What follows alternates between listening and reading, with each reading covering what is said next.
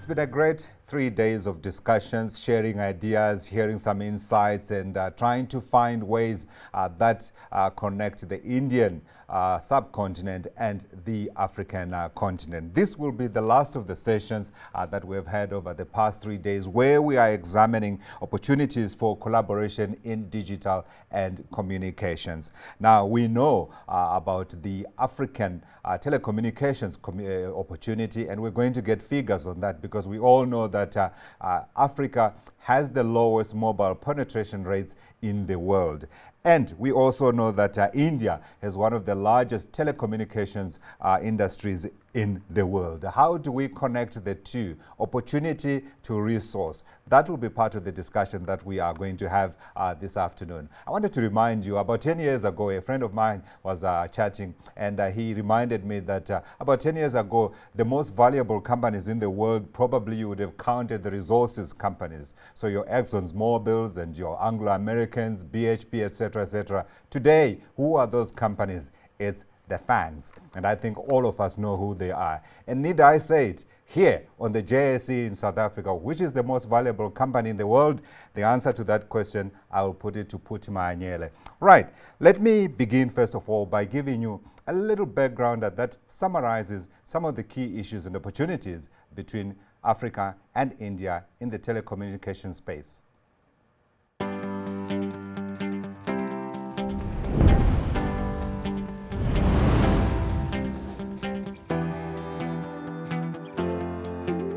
India's telecoms industry is one of the biggest in the world and has maximum reach across the subcontinent.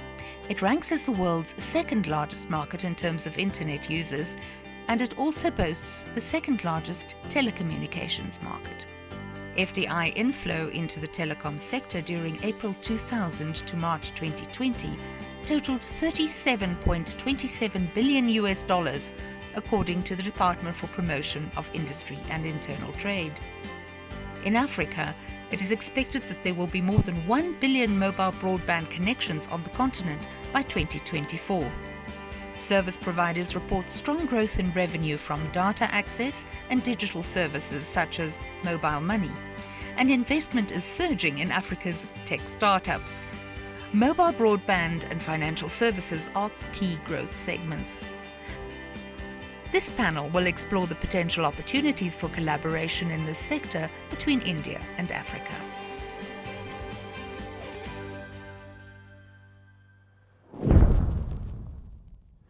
And helping us to find some answers and ways in which we can increase that collaboration between India and Africa today are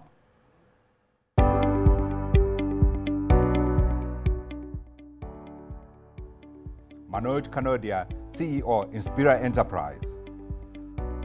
Tannoy Chakrabarti, Group Government Affairs Officer, Tata Sons Private Limited. Alan Knott-Craig, founder of Project Isizwe and Herotel. Phuthi Mahanyele-Dabengwa, CEO, South Africa, Naspers.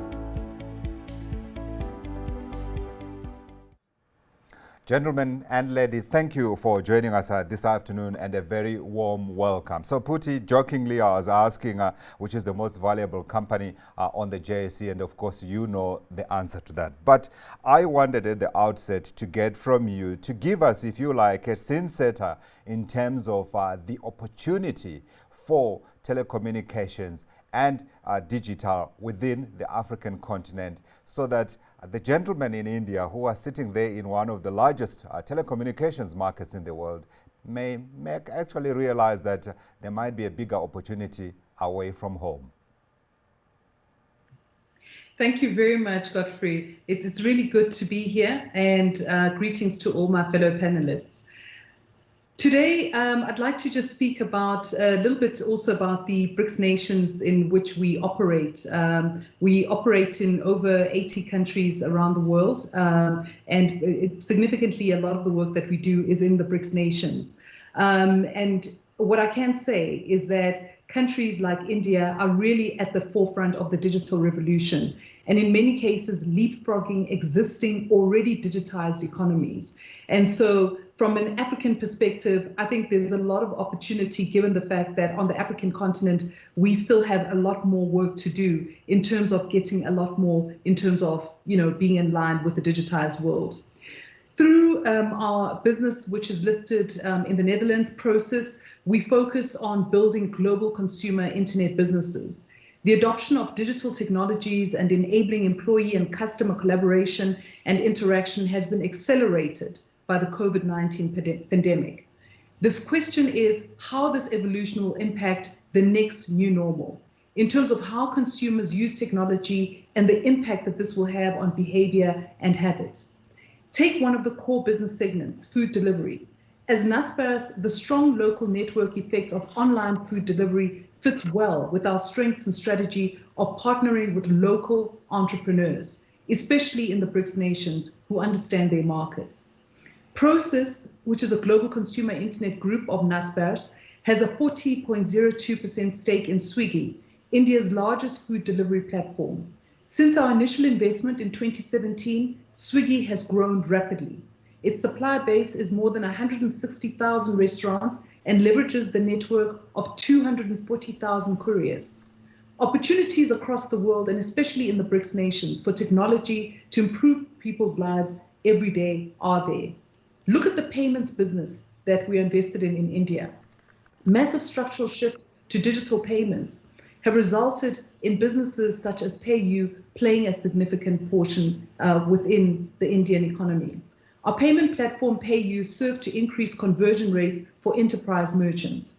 We've also invested heavily in Meesho, which is India's largest social commerce platform, which enables individuals to start an online business with zero investment. Our ability to enter new segments such as merchant payments, supporting small to medium-sized enterprises, which is key in India, has been the main drivers of this inclusive growth and financial inclusion for many. Important that this is done in a responsible manner. We must also recognize the current global volatility required so that we can ensure that Brics Nations can strengthen their collaboration in recovering from COVID-induced economic recessions. And so when we look at opportunities here on the African continent, they are vast. We have a fund called the Foundry, and through the Foundry, we invest in South African internet-based businesses. And so there are significant opportunities to invest in local South African, as well as African. If you go to East Africa or you're in West Africa and Nigeria, you will see great opportunities in the internet space to invest in. And I think when you look at the fact that these are all, internet-based businesses, the opportunity for growth is significant. And particularly when you're looking at economies of the African continent and the Indian economy combined.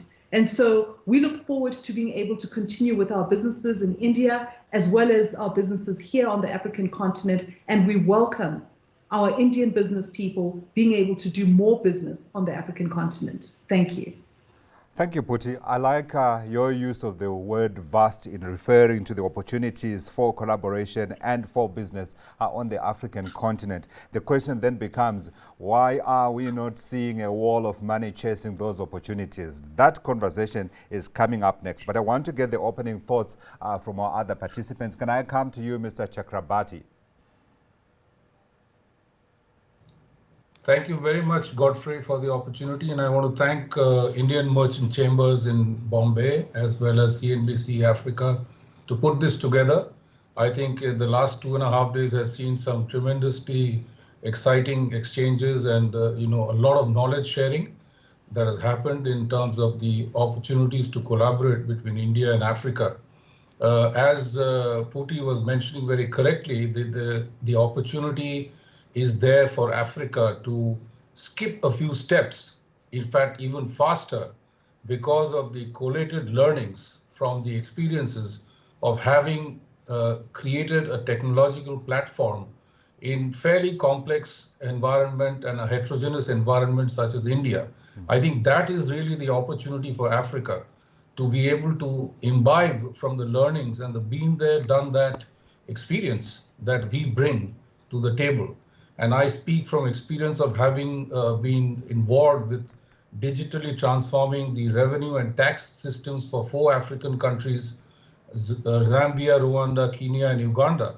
And in all those visits, I clearly saw the opportunity of the skipping of the static computing phase of technology transformation, of whether it is citizen services from government, whether it is the area of banking, whether it is in the area of socially transformative programs such as land records and many others, municipal transformation of municipal services.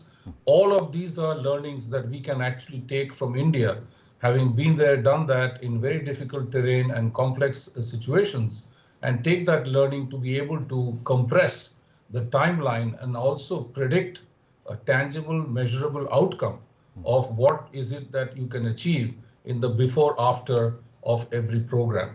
So I think that is the opportunity for collaboration, is that the fact that in India now we have, let's say, for example, a very active and thriving a banking network even for people below the poverty line. How did we achieve that? How did we achieve transfer of social benefits directly to the transferee, which is namely the citizen, because not going through layers and ultimately it getting usurped by people in between, and the real benefits of that social grant not really reaching the people that it is intended for. How do we cut all these? How do we disintermediate government? How do we make sure that using technology, you don't have to visit a government office anymore to get a government service? Yeah. How, therefore, you disintermediate measures of corruption, petty corruption that actually happens in the physical interface between the citizen and the government official. These are learnings that I think has value that we can bring, and I clearly see an opportunity for all the 54 countries to be able to avail some of these experiences that we bring collectively from India. And I clearly see a tremendous pipeline developing of collaboration between the local and global experiences, which can then transform the digital landscape of Africa. Thank you. I certainly hope so, and at the risk of being accused of changing your meaning, but I really like your broad reference to seeing Africa as a country. Why don't we make Africa a country? We know the borders that we have were created by colonialists, and so in terms of trying to achieve what we are talking about, sometimes it might be better to begin right at the top. And we have seen our political leaders addressing that from the top through the creation of the Africa Continental Free Trade Area. Thank you, Mr. Chakrabarti. And I like the fact that you have government experience. We shall come back and lean on that in a little bit. Let's go to Mr. Kanodia. Your opening thoughts, say, in terms of those opportunities for collaboration.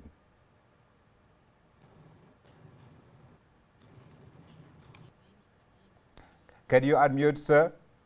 Mr. Kanodia? Yeah, sorry. Thank you, so welcome. Thank you, Godfrey. I hope you can hear me now. I can hear you.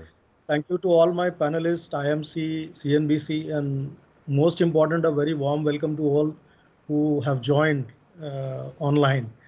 So let me start by saying that we are a young ICT company in India, but we already have a presence in Africa. So I can say that I have some rights to talk about this subject. And first, I would say is I have made a few trips to Africa as part of our business, and I am extremely excited about the opportunities of collaboration between, can I say, two countries? You already said Africa could be looked at as one single nation. And definitely, India has established itself as a major ICT player globally. And hence, there is a lot of experiences that can be brought to Africa. There are use cases which has been seen and tried. Tanmay spoke about a lot of them. I am surprised he didn't mention Passport Seva. I have worked with him. I remember his company, and he himself pioneered the implementation of online, or not online, but at least modernization of passport delivery system in India, which has made life easier for people seeking out passports. But there are many programs. He spoke about DBT, simple financial inclusion. Today we have programs around smart city, now government talking about smart villages. So I think there is a lot which has been done, and there is a lot which can be and which is being done, and all these learnings can be brought to Africa, and I'm sure the two-way collaboration can be extremely exciting. I'm sure about it. I just want to add, the fact about ICT being a big business enabler is well known. We can see the impact of ICT in banking and others.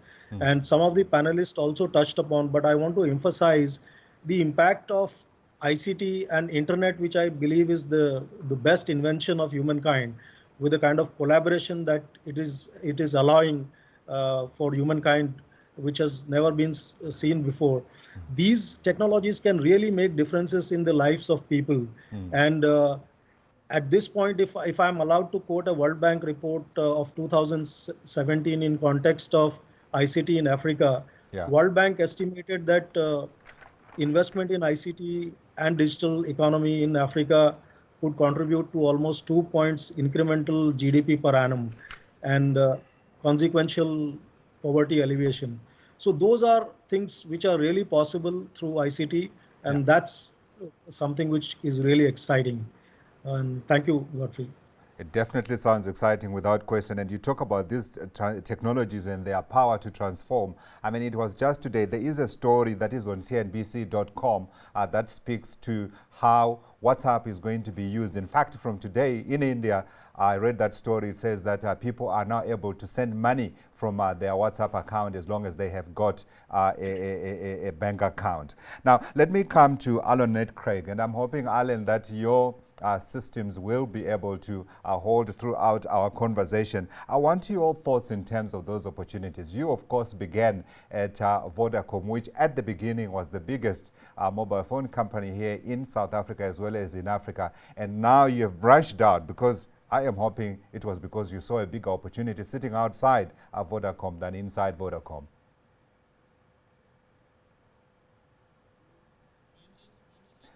Alan, you need to unmute. Okay, thank you, Godfrey. There we go. Thank you for the invitation to be here. It's a privilege to be part of this panel and speak to all these people. It is ironic that my internet's not very good since I'm talking about the internet, but we are changing ISPs. It's the opportunity. Yeah. And I just want to maybe correct you. I never worked at Vodacom. That was my dad. So it was your dad, you're not sorry. The first excuse me. He looks like you. Yeah. Actually, I got my mom's looks. So.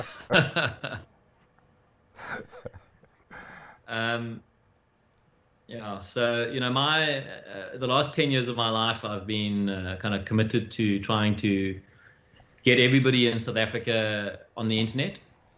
And what I realized is that internet access in a country like South Africa is not about access to internet per se, because almost everybody in our country has got access to 3G or 4G. The problem is that it just costs too much money. For most South Africans, don't have a lot of disposable income. But if you're going to spend R1 per meg on data, you're gonna be spending a couple of R1,000 a month on YouTube. That just doesn't work. So I'm spending a lot of time on trying to figure out how you make networks a lot more affordable, basically just so the internet gets better. That's a long story, which I guess we can go into in the Q&A. And, just thinking about the audience and what it's interested in here, it's about, what lessons we can learn from India. And, in my opinion, the game changer for India was Jio. It's just my opinion. I mean, I don't live in India. I'm a spectator.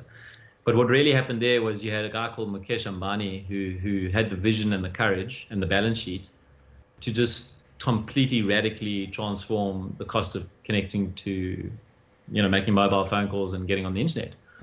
And that's like perhaps something that we could have in South Africa, learn a lesson of how government and private sector can coordinate policy. And also perhaps have a little bit of courage from the private sector as well to put the capital behind it, because I'm not sure subsidies and all of that is the future of low-cost internet. You kind of have to make a profit, but you have to approach it with what Jio did, which is like a low-cost operating model, and don't try to rip off the customer. And if you can do that, then you have a profitable network. And then if you have a profitable network that offers people affordable internet, then all the dreams of the internet come true. more education, more jobs, and more opportunity for everyone. So I'm going to make an excuse and say, Alan, I didn't see it wasn't your dad because your connection was bad. But I take it. I will apologize. Thanks for joining us in any case. All right. Let's talk then about the learnings that we can take out of India. But before we get into it, I just wanted to address one key issue, and I'm hoping that our Indian participants will be able to help us with this one. Would it help if there was coordination in terms of standardizing regulation across the African continent? Because we've seen so often, you go to Zambia, you are confronted by a different set of regulations. You go to Ethiopia, the same. You get into Ghana, you find something else. So I'd like to know, as business people, when you look at the African opportunity that we're talking about, would it be better if that were the case, or it's better to go into a country where the investment shop will say to you, this is what you need, and it's all done very quickly, and you are into business. And can I start by asking the opinion of Mr. Chakrabarti, and then we move on to the others? Godfrey, you have touched upon a very important point, and right here in India, our government has embarked upon something called the Ease of Doing Business Index, and it's essentially being run across every state, and there are a certain number of parameters based on the World Bank's Doing Business in the Country report parameters. And you will not believe it, the kind of intense competition that it has let loose among states, where everybody is trying to outdo the other in terms of simplification, in terms of creating an infrastructure which is amenable to investment. And look what happened as a net result. India came to within the first 60 countries from 143 ranking just a few years ago. So our goal of our Prime Minister is to be amongst the first 50 within the next couple of years, and then move further up the notches as we go forward. So I think this is something that is a real experience that we can share with African countries, to be able to tell them how and what does it take to improve in your Ease of Doing Business Index. Yeah. And that itself is going to trigger off a tremendous simplification process of bureaucratic processes, procedures, rules, and create one-stop shops, or a single window, as we call it in India, of bringing investors with a value proposition, with a differential value proposition as compared to other states or other countries. And that is the way to go, I believe, in which this can be done. So that's an experience clearly that we can bring. I totally agree with Alan that Africa has the opportunity to get straight onto the mobile platform rather than going through this interim platform of desktop computing transformation and then going to mobile computing transformation. You are going to get 1 billion phones very soon. In India, we already have 1 billion phones. So you need to bring down the tariff. There has to be unification of tariff. We have in India, all India roaming facility of the mobile. There has to be a thinking in Africa of an all Africa roaming. There shouldn't be country-wise tariffs and changing of SIM cards or changing of networks. All of these things, we have made it absolutely seamless so that people carry one mobile, one number wherever they go, and they have real-time access to 4G, and now indeed 5G is knocking on the doors, and that's the way to go. You can actually skip a few generations in some countries in Africa, and that will help fast forward the whole process of transformation. So I think it has to be a top-down. Our Prime Minister believes phenomenally in technology, and in every speech of his, every action of his, there has to be the technology as an enabler for transformation. Yeah. You can't govern 1.4 billion people using the archaic methods that the British left for us as a legacy. Yeah. We have to be moving into the digital generation, and that's exactly what we are doing. And that's the experience that I believe that we can share with all of Africa. Absolutely. Thank you very much for those thoughts, because even as complex as Africa is, 54 territories we're talking about, you are suggesting that there are similarities with India, and we can certainly learn from that in terms of simplifying the regulations and also making it easier for companies to be able to do business. Mr. Kanodia, do you want to add anything to those thoughts?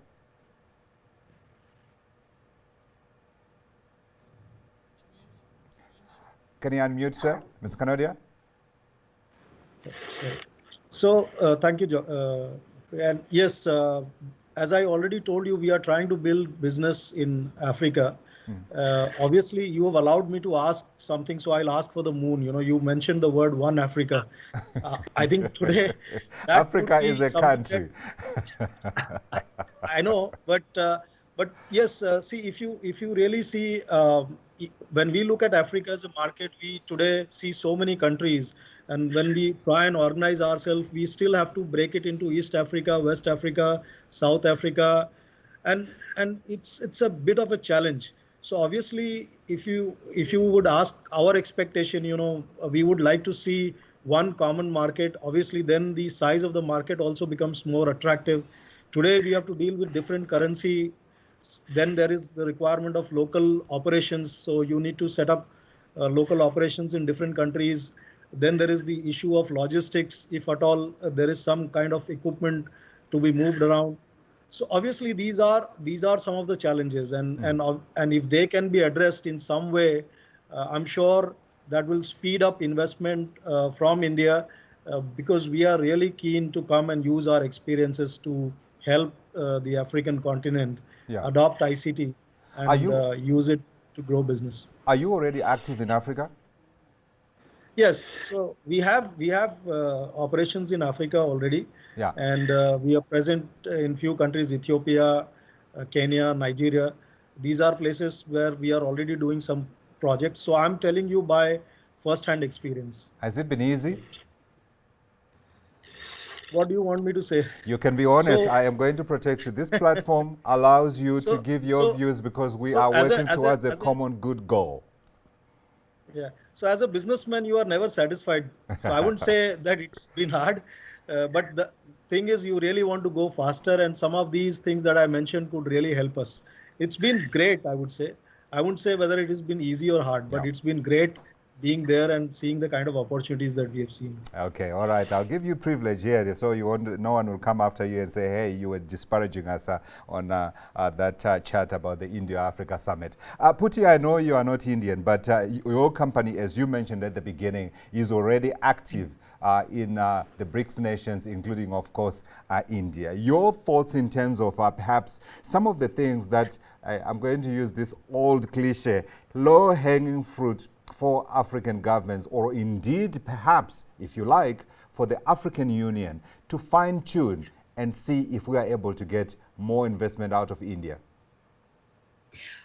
Thank you very much. I really think that there's a lot that we can learn from the Indian economy. I think when you look at, just as Tinoy was just saying earlier, when you look at the level of legislation in India, it makes it investor friendly to be able to start a business and operate there. I think one of the concerns that one sees on the African continent is that attraction towards over legislating in certain instances. And so, you know, when you do that, you lower the lack of, you lessen the interest from investors. And so when you look at the African continent as an example, you see that this most significant flow of capital for technology businesses is coming into Nigeria and into East Africa. South Africa is actually, it's got the least attraction in terms of capital flows for technology business investments. And, you know, so it is important that when looking at this, and particularly from a legislative perspective,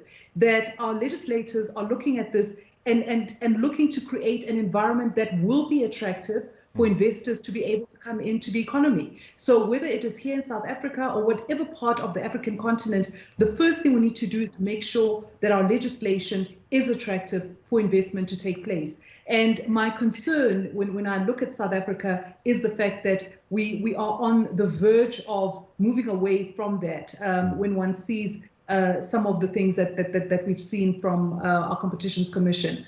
But having said that, I think there truly is a significant amount that we can learn from India. I mean, you know, there's a lot that we can learn from them. But one of the first things that we can start with here in South Africa is by making sure that spectrum is available.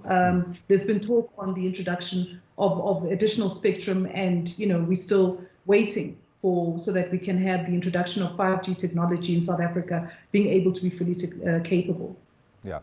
It sounds to me like you are champing at the bit to get into the space, but spectrum is not available. We know the government has said that that will be done, I think, by the first quarter of next year. We'll certainly be tracking up and seeing if that is possible. I wanted your thoughts, Puti, on the Africa Continental Free Trade Area, because we know that politicians move very slowly. But I have been amazed by the speed with which they have created the Africa Continental Free Trade Area and the willingness of the politicians to negotiate and clear some of the very hard and real obstacles to creating this common market.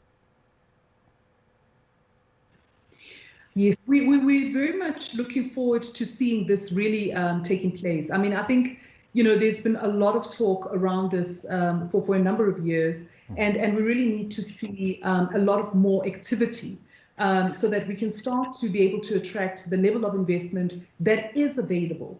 Right now, globally, there's a significant amount of investment capital that is available that can come in. And when you look at places like the African continent, as we have seen in India as well, the opportunities are significant for us. We just need to make sure that we create the right environment. And one of the issues is just dealing with issues of, you know, all these different countries that we have in terms of movements between countries, currencies of different countries. All these are things that impact on your ability to do business on the African continent. And so it is important that we see a lot more movement with respect to this. Yeah, we certainly have seen continental efforts to try to provide some of the solutions that you are talking about. For instance, I'm aware that the Africa Export-Import Bank is working on a common payment solution, and hopefully that will make it easier for some of those issues that you are talking about. But very quickly, Puti, have you, as the largest and most valued company on the African continent, been consulted at all in relation to talking about the benefits and opportunities of the AFCFTA?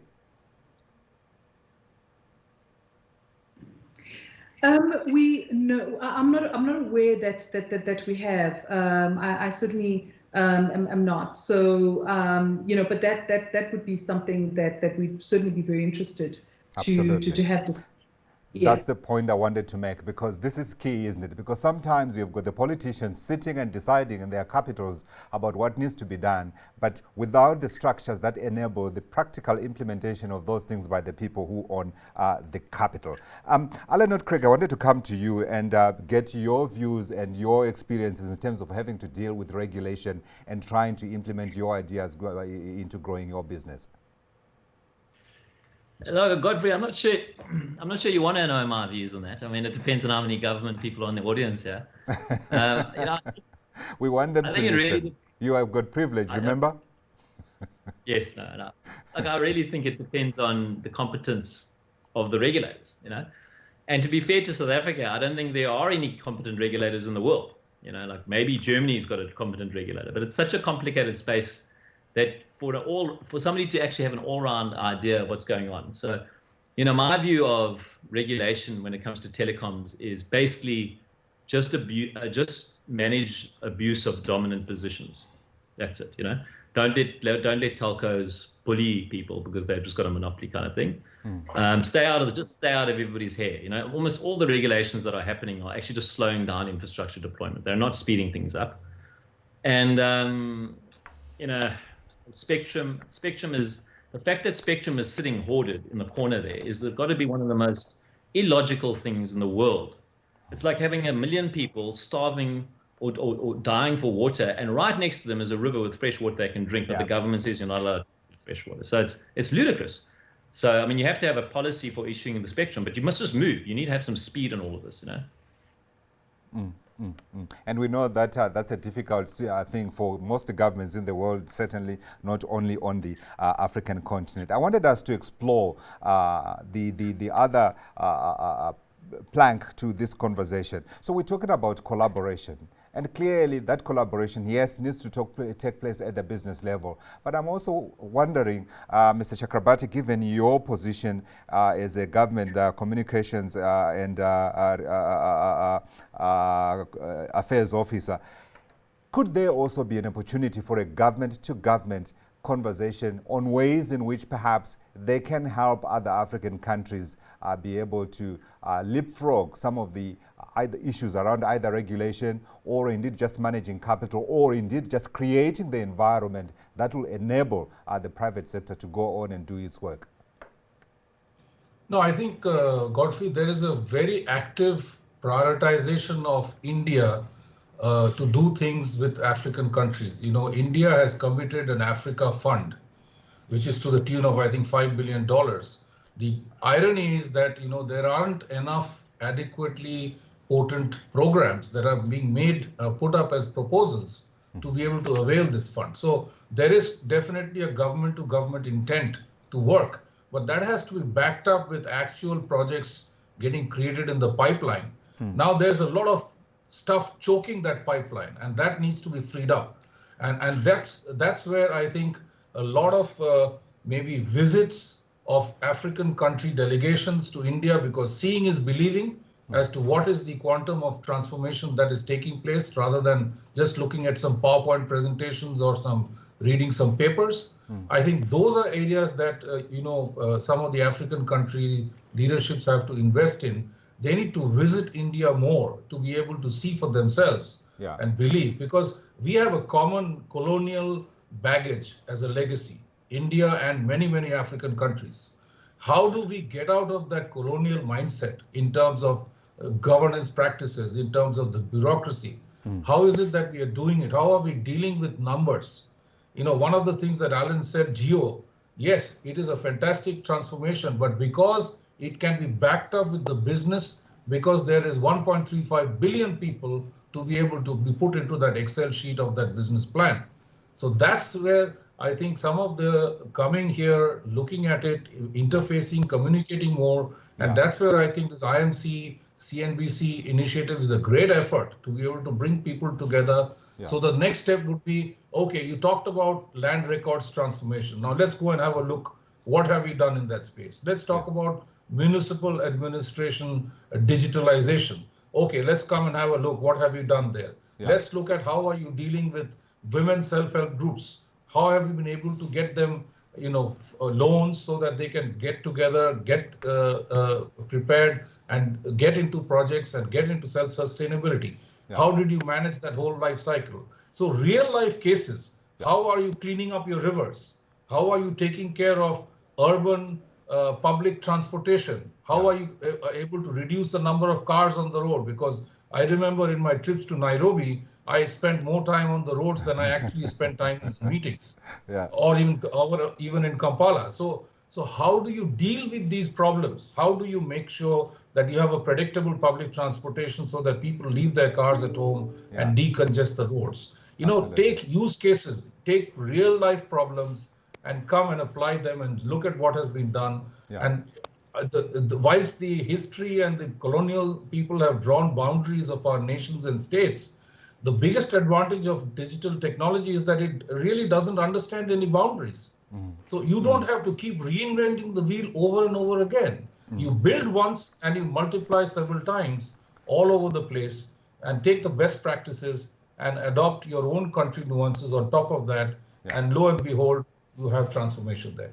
I've written a headline here called "Technology is Making Africa a Country." I am sure the politicians will cry foul, but I think it is transcending borders and certainly creating the one Africa that we require. I know it's very difficult. When you go into Nairobi, you have to find a local SIM card and all that, or else if you dare use your phone from the place of your origin, you're going to die because of the hefty bills that you'll accrue. One day, hopefully, we'll be able to have the one number that you were talking to earlier. I also wanted your thoughts before we leave and engage the others about how to help African countries create an environment that enables the flourishing of those ideas around tech, like we have seen, for instance, in East Africa, in Nairobi. We've also seen other pockets sprouting around the African continent.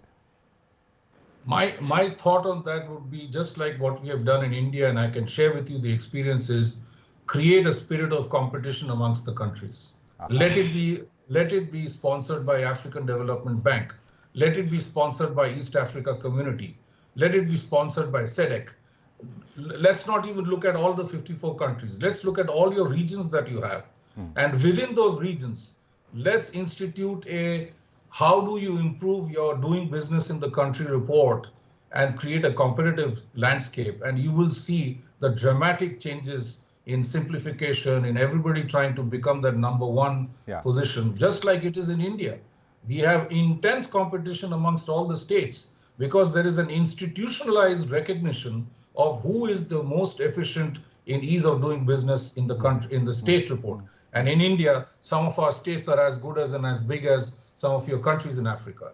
So I think those are some of the lessons that we can share, and Africa can quickly adopt. And whilst it has taken us several months or years to do, you can actually do it in a far more compressed timeline and do it much faster and do it more efficiently and straight away move on to the mobile platform rather than having to go through interim, interim levels of technology to reach that final destination. You can actually reach utopia much faster than many of the other parts of the world, actually. That's the opportunity. Yeah. Mr. Knott, do you fund those companies or create what we have seen in other parts of the world, those parks where people who are centered on technology, for instance, can work together? I remember in Eswatini, here next to South Africa, they have created this special economic zone where they are hoping to attract investment into the telecommunications sector. What is the best way of creating these companies so that we are able to see a proliferation of investors? So, Godfrey, I just wanted to touch upon the subject of regulation briefly before I come to the answer of the question. Okay. I believe regulation is always a double-edged sword. I will share a very interesting saying in India. We have that, the IT government in India did a lot for the IT industry in India by not doing anything. So you have to see both sides. So sometimes over-regulation could also be a problem. But at the same time, in context of ICT, regulations are important because you should remember that while ICT is an enabler, it could also expose you to the dangers of the dark web. And these are serious issues. And we are actually a cybersecurity company. We know what kind of issues that can happen. In fact, Africa was hardly mentioned in the dark web till about 2016. And then from 2018 onwards, we've seen frequent references. So I think those are the areas where government has to step in. And a great example of learning is RBI, for example, in India. It's done a fairly well job in terms of regulating as well as enforcing cyber laws and cyber security practices. So I think this has to be balanced in my view. I just took an example to show you how regulations has to be used optimally. And coming back to your question, I don't claim to be an expert on what really could speed up businesses. I had limited view of that, and I am honest about saying that I am only telling you by my own experience of having to build business in Africa and in other parts of the world and what we have seen in India. I think Tanmay has really explained a lot about what we've seen in India, and same examples can be used definitely in Africa for sure. I would say. Absolutely. And ease of business is definitely a entrepreneur would always look forward to. Thanks very much for those thoughts. We're running out of time, so I am going to ask Phuthi to get a response on that issue of perhaps the best you can do is not do anything at all. I think she might likely agree with that. But I also wanted you to answer my question around whether you build these structures or you simply, as Mr. Knott is saying, let people do what they can do. Yeah. Well, I think you certainly need to create the basis for people to be able to do business. I think what Tanoy spoke about earlier of being able to create access to capital for these internet investors so that they have access to it. And I liked the analogy that he made with the different countries where people are able to actually work and actually compete, work towards creating more internet developers in different countries. And that's why there's so much that we can learn from India on all of this.